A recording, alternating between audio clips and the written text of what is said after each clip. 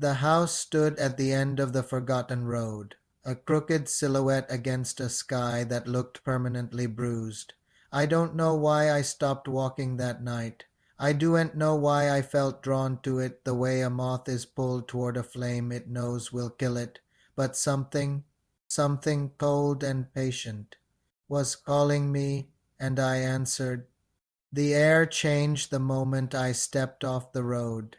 It grew heavy, wet, thick, like breathing through a damp cloth. The grass around the house was dead and gray, crunching like bones under my shoes. There was no wind, no animals, no sound at all, just the house waiting. I didn't knock. The door creaked open for me as if it had been, waiting decades for that very moment. The first breath I took inside was wrong. It wasn't air. It tasted of old metal and rotting wood, and something else, something sickly sweet, something decayed. The floorboards groaned beneath my feet, but not from my weight. It sounded almost disappointed, as if the house thought I should have arrived sooner. My eyes adjusted slowly to the gloom. The hallway was long and narrow, almost too narrow. The walls seemed to lean inward, as if trying to touch me. The wallpaper peeled off in long, leathery strips like skin, exposing dark wooden ribs beneath. Every step forward felt heavier than the last, the oppressive air pressing down on my shoulders. Then I heard the first whisper. It was soft, breathless, and close. I thought you wouldn't come back. I spun around, my heart hammering against my ribs. No one was there, just the darkness behind me, thick and crawling. I told myself it was just the house settling. Old buildings make noises, pipes shift, wood cracks, but no pipe whispers, no wood speaks with a voice that sounds like it has been waiting for years. I kept walking even though my legs shook uncontrollably. My flashlight, my only comfort, flickered once, then died completely, plunging me into absolute blindness. But somehow I could still see just enough. A faint, sickly glow leaked from the cracks in the walls, pulsing like veins full of dying blood. The further I walked, the stronger the stench became. It wasn't just rot, it was old. Grief, a profound sadness soaked into the very wood. Regret seemed to drip from the ceilings. This house didn't just feel abandoned. It felt angry. And then the breathing started. It wasn't mine. It wasn't human. It was long, slow, dragging breaths. Inhale, exhale, inhale, exhale. Every breath vibrated through the walls, making it feel like the entire house was a pair of lungs. It felt like I was walking inside something alive, and my presence was waking it up. My throat tightened, my mind screamed at me to leave, to run, but my feet kept moving as if under their own volition, dragging me deeper into the living carcass of that place.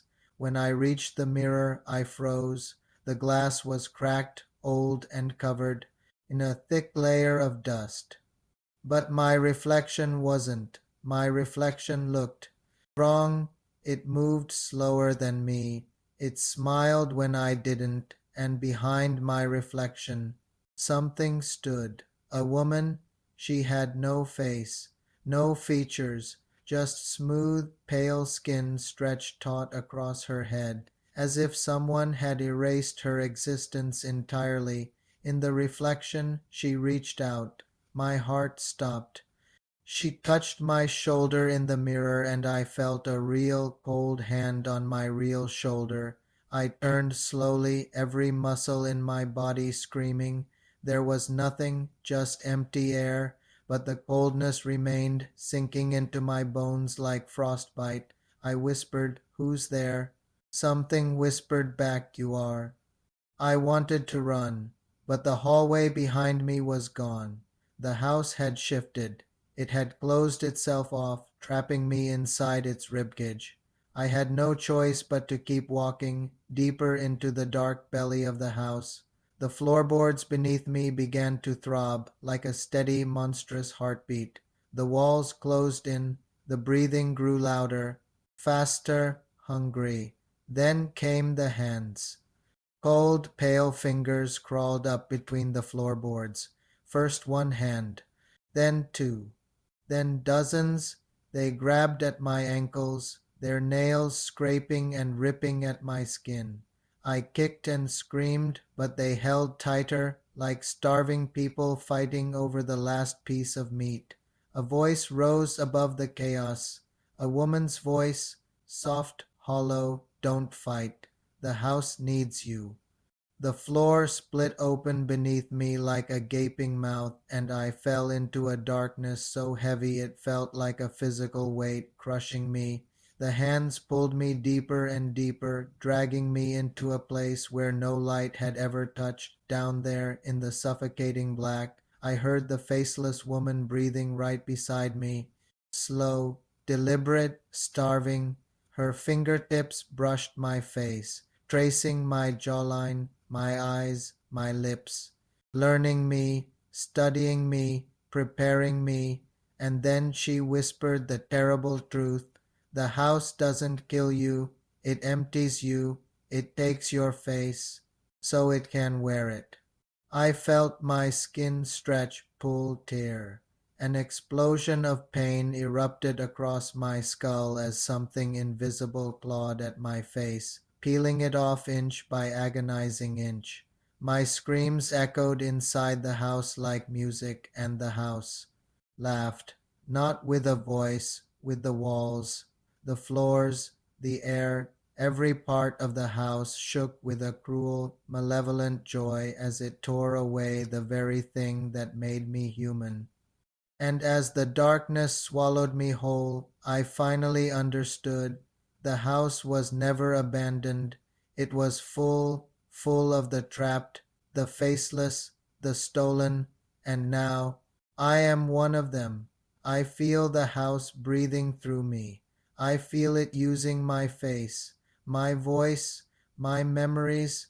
So if you ever find that house, if you ever hear it whisper your name, don't go in, don't look inside, don't listen, because once the house chooses you, it never lets you leave. Thank you for listening to my story. If you enjoy this kind of chilling tale, please consider liking this video and subscribing for more. Stay safe out there.